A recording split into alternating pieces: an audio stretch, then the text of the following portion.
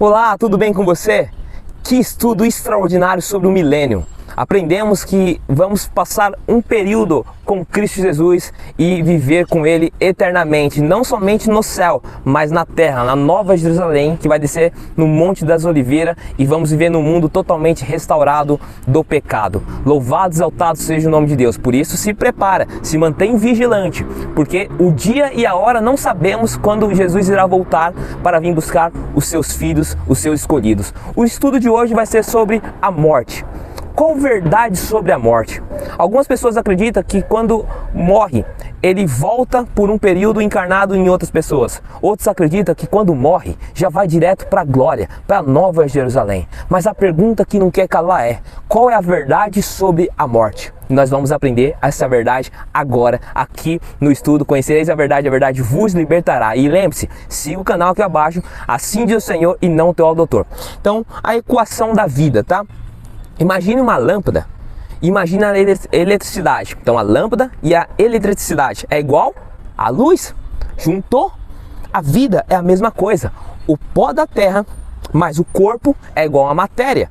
Misturado com fôlego de vida, mais o espírito ruá de Deus, mas o poder de Deus é igual à alma vivente. Lá em Eclesiastes capítulo 12, versículo 7 diz assim: e o pó volte à terra como era, e o espírito volte a Deus que o deu. Então, automaticamente eu faleci, eu morri, eu vou ficar na sepultura, o meu corpo irá voltar para a terra e o meu espírito, o meu ruá, no hebraico, volta para Deus, tá bom? Ficou simples, né? Muito fácil de você entender, tá? E agora o estado dos mortos? Será que ele tem consciência? Será que ele precisa ser batizado? Tem denominação que batiza morto. Como que pode funcionar o estado dos mortos?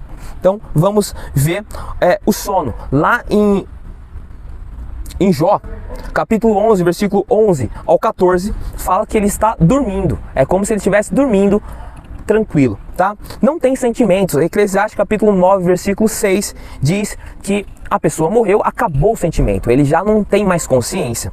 E Eclesiastes capítulo 12, versículo 7 diz: volta ao pó da terra, tá? A morte não realiza obra alguma. Eclesiastes capítulo 9 e 10, não tem como morto fazer seu trabalho, pensar, raciocinar, acabou para ele, tá bom? Salmos capítulo 115, versículo 17, diz que eles não louvam. Então tem um versículo que diz assim: os mortos não louvam a Deus, então somente os vivos. E também Eclesiastes capítulo 9, versículo 5, 6 diz que não tem consciência nenhuma. Em outras palavras, o pó volta à terra, o fôlego de vida volta para Deus, é igual à morte, tá bom? Vamos lá agora, a vitória sobre a morte. Tem algumas chaves que você precisa ter. Primeiro, Jesus Cristo. Lá em João capítulo 3,16 diz: porque Deus amou o mundo de tal maneira que deu seu Filho unigênito, para todo que nele crê não pereça, mas tenha vida eterna. Você precisa crer em Jesus Cristo. Segundo passo, você precisa crer na palavra de Deus. João capítulo 11, 25, 26 diz: disse-lhe Jesus: eu sou a ressurreição e a vida, quem crê em mim, ainda que morra, viverá, e todo que vive e crê em mim não morrerá eternamente. Crê nisto? Faço uma pergunta para você, como o texto diz: você crê nisso? João capítulo 5, versículo 24, ouvir a palavra de Deus, como você está ouvindo aqui através desse estudo. Conhecereis a verdade vos libertará. Em verdade vos digo, quem ouve a minha palavra e crê naquele que me enviou, tem a vida eterna. Não entra em juízo, mas passou da morte para a vida, porque morreu e vai aguardar o retorno de Cristo Jesus. Hebreus capítulo 5, 9 diz: a obediência. Você precisa viver uma vida de obediência na palavra de Deus, ó. Tem sido aperfeiçoado, tornou-se autor da salvação eterna para todos que lhe obedecem, tá? A esperança, 1 Tessalonicenses capítulo 4, 13 ao 15 diz assim: não queremos, porém, irmãos, que sejam ignorantes, tolos, com respeito aos que dormem, aqueles que morreram em Cristo Jesus. Para que não vos entristeceres com os demais, que não têm esperança. Pois se cremos em Jesus, morreu e ressuscitou. Pois se cremos em Jesus e que ele morreu, ele ressuscitou, então ele é um exemplo. Assim também Deus, mediante Jesus, trará em sua companhia os que dormem. Louvado e exaltado seja o nome de Deus. Qual parente que você perdeu? Eu perdi o meu pai. Eu tenho a certeza que eu vou ver ele na Nova Jerusalém. O parente que você perdeu, se morreu em Cristo Jesus, Nós não sabemos a decisão do último minuto, mas nós vamos encontrar na Nova Jerusalém, tá?